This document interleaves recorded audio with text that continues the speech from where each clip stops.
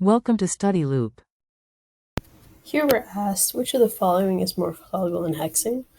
To start with, here's the structure of hexane. You can see that this hexane is clearly nonpolar. All we've got is carbon-hydrogen bonds, which are nonpolar. So recall that like dissolves like. If I have a nonpolar solute, it will dissolve in a nonpolar solvent. So in each of these pairs, I'm looking for things that are nonpolar. Now, first we have carbon tetrachloride, which has this structure right here. Even though the carbon-chlorine bonds are polar themselves, there's 4 of them, they're arranged symmetrically around that carbon. This is a non-polar solute.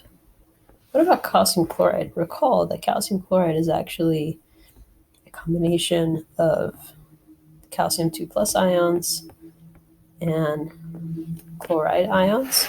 This is ionic. Ionic always dissolves in polar solutes. So we're going to classify these as polar because this is an ionic compound.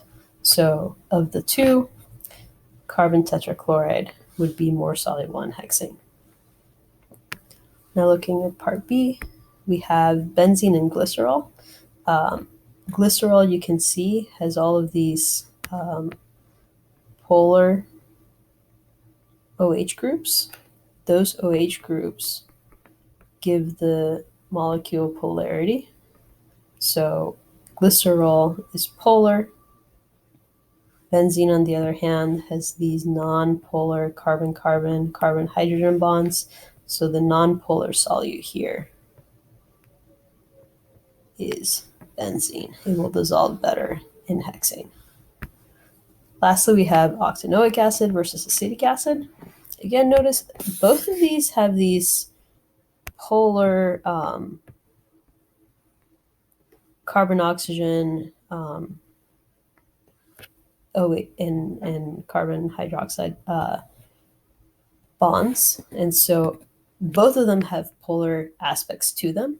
But octanoic acid has this long chain of carbons. So each of these vertices contains a carbon atom. So it actually, on the bulk, even though it does have this polar group, on the bulk, it is primarily a nonpolar solute.